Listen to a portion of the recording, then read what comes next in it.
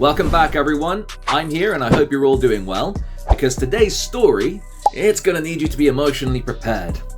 We've got one of the best posts from our Best of Redditor updates. As always, I'll read the posts, share my thoughts, and I hope you do the same in the comments down below. And without much further ado, let's jump right into it. This one was reposted by UDirectCaterpillar77, and their tagline is, and I love this, Satan is not a fucking pogo stick. The original post is by UThrowaway37333339, and the title is, My girlfriend just gave birth to our first child. I know I'm not the biological father, and I revealed I knew as soon as she gave birth. My girlfriend just gave birth to our first child. I know I'm not the biological father, and I revealed I knew as soon as she gave birth. I'll try to keep this short because I'm planning to go to a bar soon. I found out when she was about 6 months along. The guy, Brian, approached me at my work. Are you Sarah's boyfriend? I said yeah, and asked what he wanted.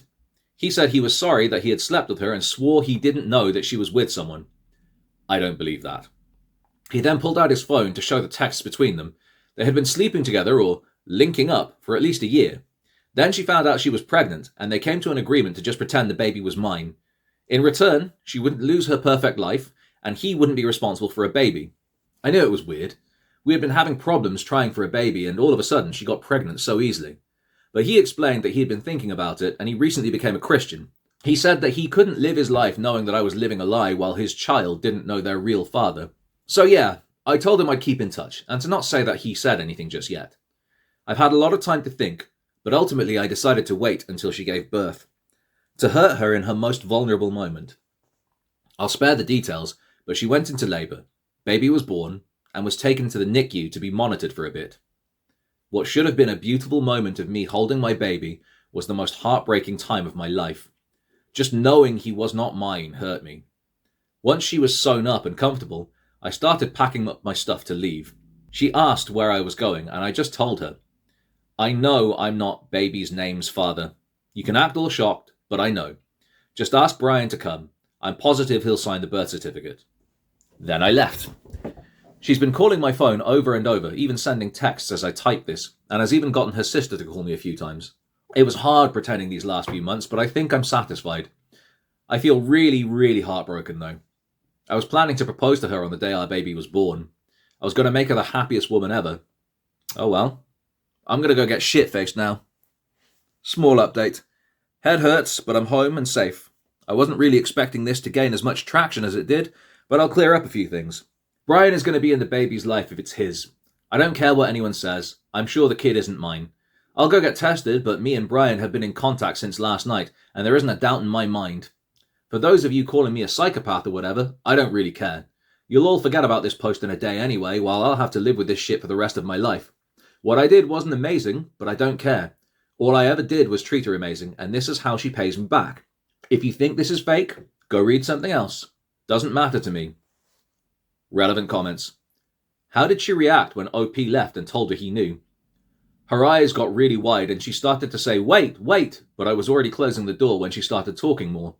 In the texts and voicemails she's left me, she explains that Brian is lying, and if I will just pick up the phone, she'll explain. I mean, I have a copy of their text messages and a sex tape as further proof, so I'm very tempted to send them to her, but I really don't want to give her any attention right now.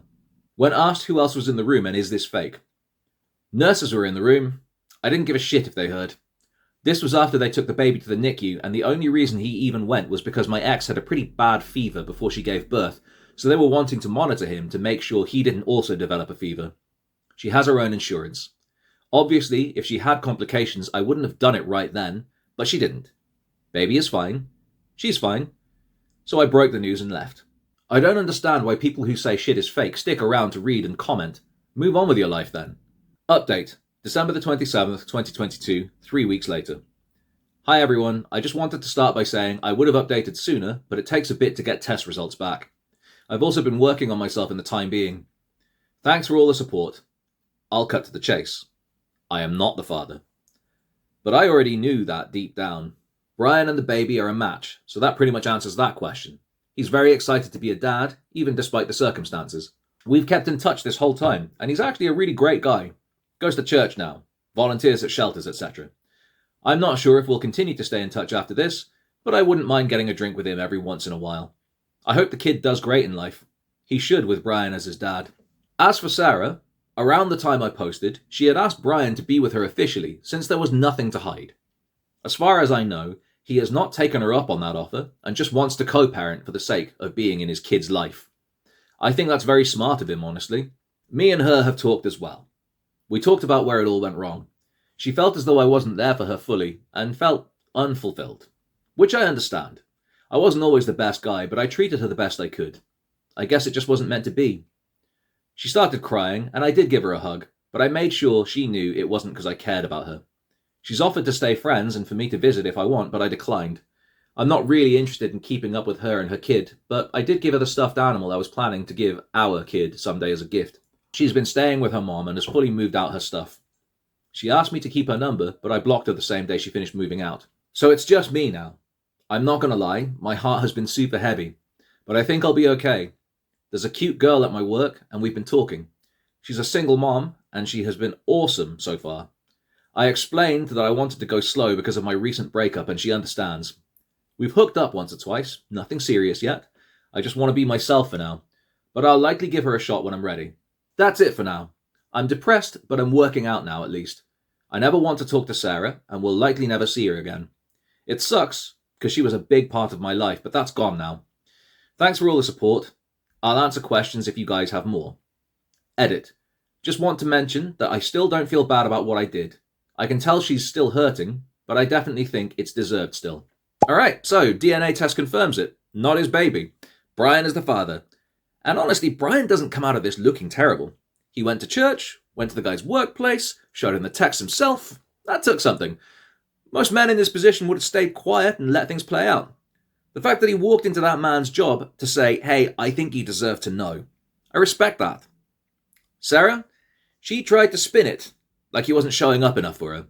It's the oldest trick in the book. When you get caught, make it about the other person's flaws.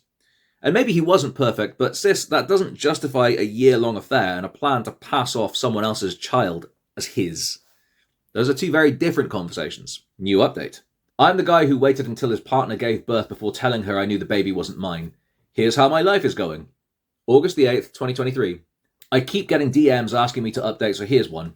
Been roughly 8 months. Check profile for original story. No, I don't talk to Sarah. Screw Sarah. Haven't seen her. Last I heard, she moved to 3 hours away with her mom to be closer to some family. I keep getting DMs asking me to update, so here's one. Been roughly 8 months. Check profile for original story. No, I don't talk to Sarah. Screw Sarah. Haven't seen her. Last I heard, she moved up to 3 hours away with her mom to be closer to some family. I kept seeing her around town a lot, so I'm beyond grateful she's gone. She would attempt to have conversations with me sometimes in the first month after she gave birth, but that soon stopped. As for Brian, we text occasionally, and we did go out for that beer. He overall seems happy to be a father, but we don't talk about Sarah. I don't keep up much with him anyways. We're both hard-working men with jobs, kids, and lives to live, so it's kind of hard to keep up. I don't think they're together at all, but who knows. Speaking of kids, the woman who was a single mom that I started seeing, we're still together. Her kid is awesome, and I love being her stepdad. So a big middle finger to those who told me to stop talking to her or that it wasn't going to work.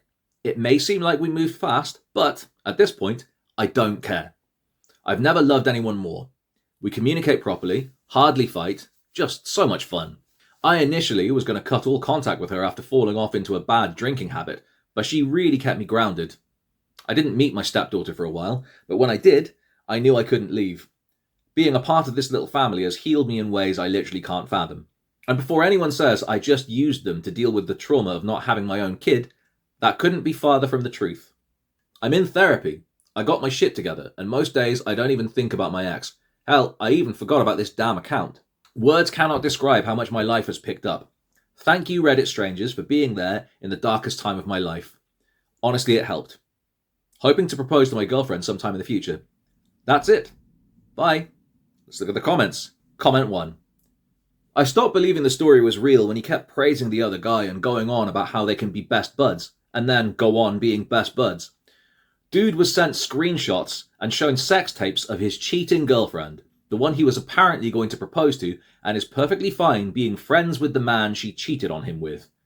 Laughing my ass off. Also becoming a stepdad within 8 months while dealing with and overcoming alcohol problems that the single mom helped him through gave off major BS. Comment 2. I don't think any of this is real, but can we please not plan dramatic reveals during medically harrowing moments? You had time to confront this, but chose instead to do the big reveal when someone was burnt out, bleeding, and had a new baby in the NICU. And what if it was your baby? Yes, she cheated with Brian, or maybe Brian is a nutbag and falsified texts and has been stalking your girl for years. Now you're the proud biological father that masterfully revealed a long sat-on plot to a woman in a vulnerable position getting sewn up while your baby is getting intensive medical treatment. You had weeks to do this, and if it was your baby, you're now the ultimate villain. So just, writers or people who may be going through this in real life, birth is a major medical event. It's not the time to bomb drop. Imagine waiting for someone to have open heart surgery, and while they're strapped up and on all the meds and have all the tubes, and you're like, yeah, I've been sitting on this for a while, and since you're a captive audience, stressed out of their minds, fuck you. No, you can't explain because I'm walking out. Hope this works out for you. That's wild. Be an adult and confront the problem head on when you find out. Plotting revenge on someone when they're planned, incapable to have a conversation with you is nuts. Comment 3. Frankly, OP walking out on Sarah while she was giving birth, one of the top 3 most painful events anyone can experience, eliminates my sympathy for him. Yeah, she cheated, and that sucked. But while her vagina and cervix and organs are being ripped apart to birth a child, that's not the time to peace out. He would have been completely not the asshole if he confronted her when he found out, rather than waiting until she was in the most vulnerable position of her life. Sarah sucks, but I think OP is at least as bad. Okay, yeah, I hear this take, but at least as bad? Nah. What Sarah did was a year-long calculated lie involving a pregnancy. That's a whole different tier. Did OP choose the worst possible timing? Absolutely. But a bad exit strategy does not equal a year of betrayal. Anyway, let's move on to the next story. The title is, My Girlfriend's Mother Took My Transformer Toys to Give to Her Grandson, plus a 2-year update. My relationship with my girlfriend's mother has recently turned sour after she took my Transformer toys from my flat to give to her grandson. She has refused to give them back, saying that someone in their 20s shouldn't have toys in their flat. The issue is that they are collectibles in addition to toys. Since the majority of them date to the 1980s, their combined value is estimated to be roughly $10,000 to $11,000. Haven't gotten them appraised, but that is what I'll put down if I make the report. I informed her of their value, but she brushed it aside by stating, well, they're just toys. I even told her I'll go to the store to pick some toys for her grandson, but she doesn't want that, and refused by saying they don't make them like they used to. My girlfriend and I have spoken about this, but she doesn't want to become involved and prefers that I handle it on my own. I told her that I have exhausted all options, and the next logical step is probably to report the items as stolen. Stealing something worth $10,000 isn't a misdemeanor either, this is felony level theft. Additionally, the mother took them by entering my flat using my girlfriend's key. My girlfriend said she would speak to her mother and ask her not to do anything similar ever again, but that I should let this one go and not escalate the matter because if I reported it, we would be done.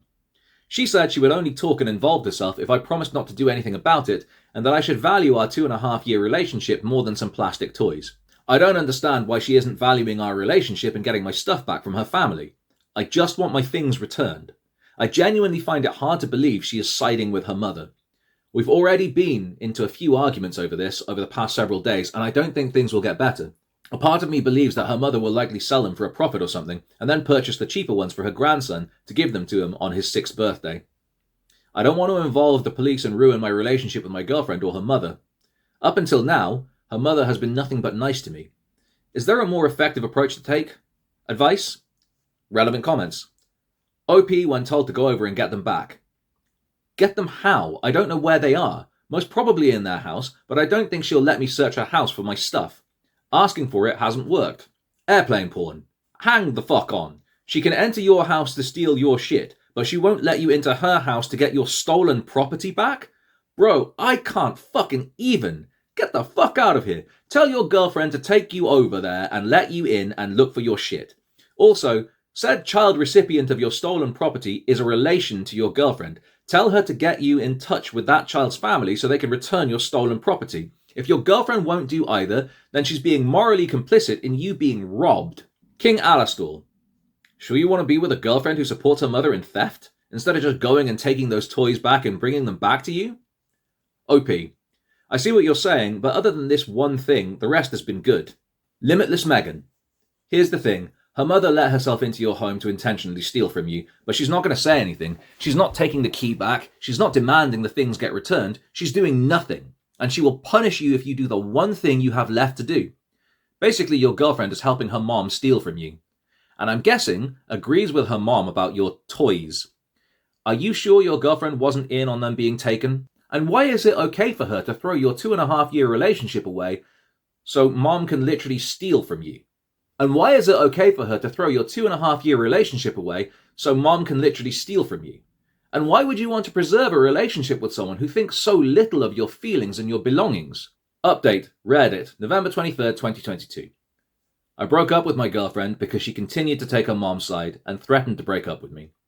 Police report has also been filed. Wrote down the estimated value to be $13,000 when the police asked me for it. Fingers crossed now. Relevant comments. Queen's Lily. Don't forget to get your lock changed. OP. Already asked the building manager to do that. They should get changed by the end of the week. Embarrassed help. Does the theft of $10,000 plus worth of stuff increase the potential charges that the girlfriend's mom could face? Not to mention that they may become damaged while in her possession, if she doesn't try to sell them. OP. According to the police, yes. That is why they asked me to add $3,000 to my estimation. They would have to be appraised once retrieved, though, for charges to be pressed. Mundane currency 5088. Everything will be out of the box now. No way a kid understands value. Unless she sold them to collectors, in which case she will have to pay you for them. OP. She hasn't given them to him yet. She's waiting for his birthday, which is in a few days. I suspect she won't give them to him now after knowing what they are worth and will try to sell them for profit. Final update, June 23rd, 2024, 2 years later. Hello everyone. I wanted to give you an update about my Transformers collection that was stolen by my ex's mother. Unfortunately, I wasn't able to recover any of them, but we settled for $7,000. This amount is definitely less than what I believe was fair, but at this point, I'm ready to move on. These past 2 years have been incredibly tough, and I just want to put this behind me. Thank you all for your support. It meant a lot to me when I needed it the most. So, 2 years later, no items recovered, settled for $7,000 on a $13,000 collection. It's roughly half of what was taken, and it's gone because someone saw an opportunity and took it. But what stings the most about this story is simpler than that. OP came in asking for advice on how to handle this without going nuclear. His girlfriend is the one who made it a binary choice, and then acted surprised when he chose himself. Comment 1. I bet she was never going to give them to her grandson and sold them. That's why there was nothing to recover and OP got half of their value. The experienced Redditor in me says the girlfriend didn't want them in their house and was in on it because she knew what they were worth. She was hoping OP would let it go. Comment 2. I'm surprised he could keep his Transformers in such good condition. A lot of mine acquired a good deal of rust as that generation had a lot of metal parts. 6 shots survived because it was in the 4th series and it was mostly plastic. Comment 3. Man, my boyfriend collects. Transformers, anime figures, TMNT, Marvel, vintage consoles even, you name it. He's probably got it, or planning on it. He's been collecting the entire time I've known him, so for like 8 years, and his collection is expensive. Even taking price out of the picture, I'd probably be willing to throw hands if my mother ever pulled this shit. Luckily, whilst she doesn't understand the hobby, she helps out in the vintage console department at least, and gets it's a big deal for him. He loves his collection. That and his car are his pride and joy. He once mentioned selling some of his stuff when we move in together one day, and I had to immediately shoot him down because I could never force him to do something like that. I hope that OP is healing now that he's away from those awful people. The theft is obvious, but what I keep coming back to is the girlfriend. She didn't steal anything, she just chose every single time not to help. And in doing so, she made herself a part of it. If someone uses your relationship as a bargaining chip to protect someone else's bad behavior, that's not love, that's leverage. OP lost his collection, got back less than what he deserved, but he also got out. And sometimes, that's the better part of the settlement. Alright, let's move on to the next one. This story was originally collected by Lucy Aria Rose, and she titled it, Tonight, I broke up with my boyfriend because he kept joking about murdering me. During our first weeks of dating, he joked too much for comfort that he was going to murder and dismember me and dispose of my body. Maybe out of context I'm being dramatic. He's very sarcastic and has dark humour. But to me, it wasn't funny, and it caused me anxiety because I know the statistics. I talked to him about this. I told him repeatedly, stop joking about killing me. He kept on with the jokes until I finally told him that those jokes literally scare me. He apologized and seemed to feel bad that his jokes made me scared of him. Tonight, we were over 3 hours late to meet with his brother to play games, watch movies, and eat dinner. When I was talking to him about us being late, I noticed he sighed deeply, clenched his fist, and looked down at it as if he were making the conscious choice not to punch me. Then, as I was saying goodbye to his brother, he comes into the room and says she should say her permanent goodbyes. I asked him, what the fuck? He said it was a joke. I asked, how's it funny? What's the punchline? Please explain to me how that was supposed to be funny. He couldn't answer. I didn't want to get in the car with him. I walked off and thankfully my roommate picked me up and drove me home. He called later and I told him I'm done. He's a good man other than for the jokes about killing me. We talked about and agreed that he wouldn't joke about killing me anymore, but then he did it again tonight and doubled down that it was just a joke and that actually I'm the problem. I started telling him again about how often women are killed by their husbands and boyfriends, and that's why the jokes bother me so much, but he interrupted me to say, fuck you. So I hung up and blocked him. All of this really sucks because my roommates say I should just talk it out with him and give him another chance because they can tell I really like him and he really likes me. But I already did that. I thought we were past the homicide jokes. Then he did it again tonight while he was angry with me, and it caused me this awful feeling in my gut that I needed to not get in the car with him and get away from him. I've had boyfriends and male friends in the past. None of them have ever made jokes about murdering and dismembering me, especially multiple times after I told them to stop. Have you had friends, boyfriends that make jokes like this? Where is the humor in it? What would you do in this situation? Update, April 5th, 2024, next day. Update, thank you everyone for your overwhelming support. Also, thank you for the important links and resources in the comments. I've learned a lot and shared them with my friends. I love this sub. I haven't heard from him and he hasn't caused any trouble since the breakup. If anything comes up, I'll update this post. Top comments. Callisti, you've already given him chances. He agreed to change, then he broke his word. So not only is he verbally abusive and potentially violent, he also breaks his word. You did nothing wrong, there was no humor in what he said, and abusers frequently excuse their abuse in the two ways that he did. First, they say it was a joke. If you don't accept that, they try to blame it on you. You don't want to become a statistic. Oh, there are plenty of men out there who will never threaten to kill you. You've done exactly the right thing. Don't feel bad about anything you've done. My one piece of old woman advice to you is to be very strict around dating men when it comes to threats. Jokes or not, if a man threatens you in any way, tell him that if he does it again, it's over. Don't tolerate any kind of threats or violence ever. If the man is actually a danger, he will see tolerance as a sign that he can violate your boundaries without consequences. It begins and ends in you. Just remember, there's a lot of murdered women that once said, he'd never do that to me. Luna, when I was a teenager, I would go driving around country roads and around our smallish town with male buddies from my school. I'm a woman. And one night, my really good friend thought it was a good idea to make a joke about chopping me up with an axe. I got really terrified because it was just an overwhelming and scary thing to hear and I started to cry. The immediate regret was obvious in my friend's eyes and he looked genuinely mortified for having scared me so bad. He started apologizing and saying it was such a stupid joke and reassured me. In the moments after making his stupid attempt at humor and seeing the impact it had, he felt remorse and wanted to correct his behavior. Your ex did not do this, or if he did, he immediately repeated the scary behavior again.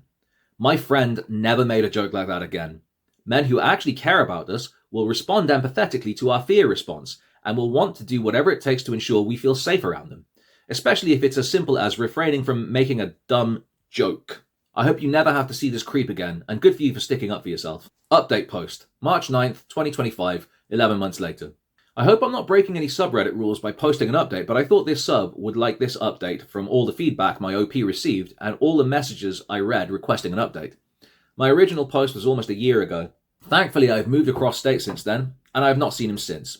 The last time I spoke to him, over the phone, I made it very clear, several times. Me.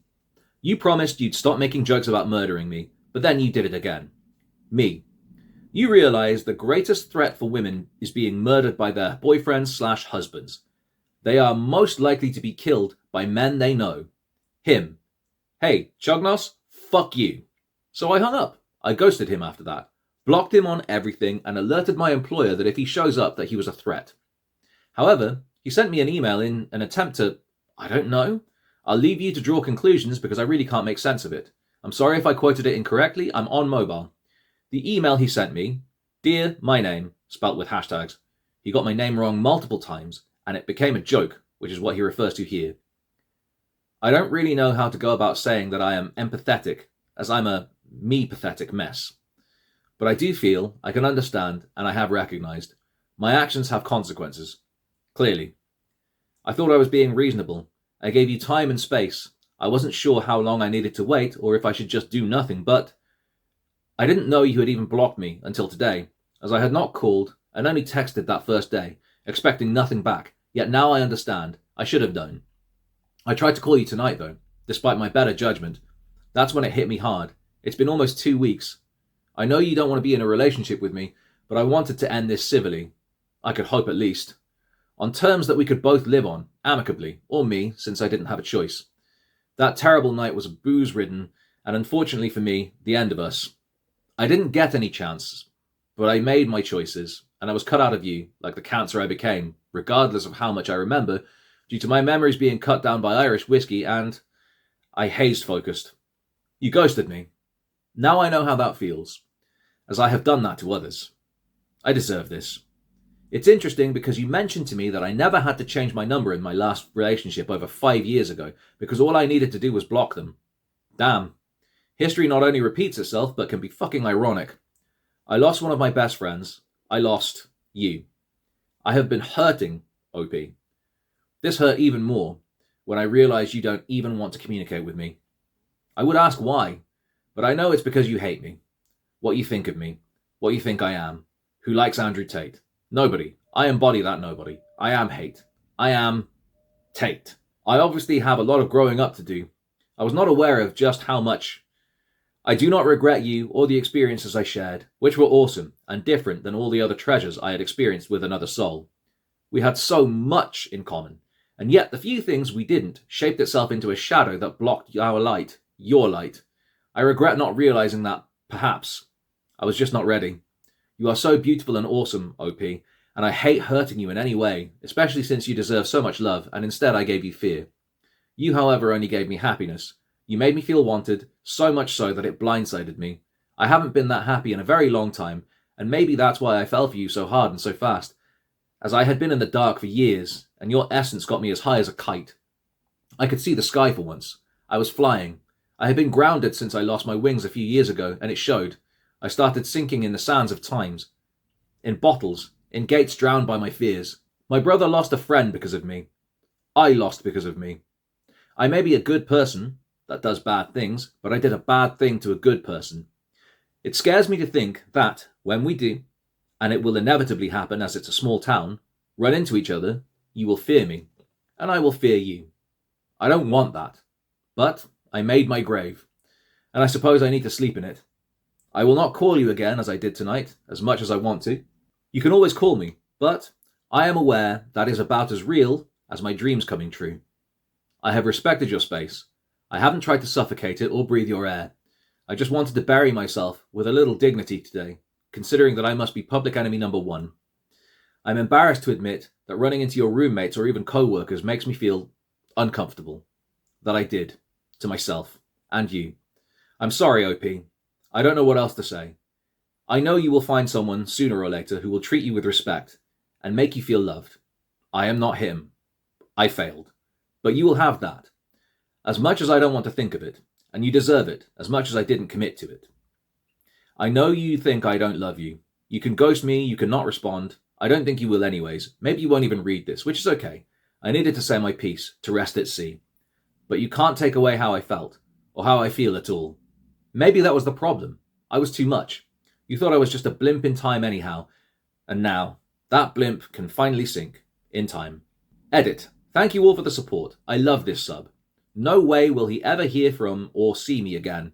Now I live in a new town, new home, with a great man that respects and appreciates my boundaries. Some of OP's comments. Commenter. Downvoted. People talk about this man being sociopath, psychopath, narcissistic. To me, he sounds like a generic boy that is trying to verbalize his emotions for the first time.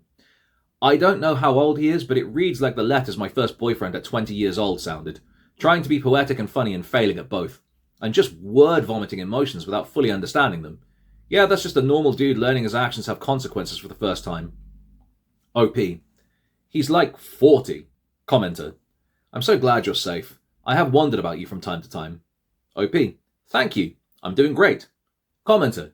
This reminds me of how an ex responded to me many years ago when I broke up with him.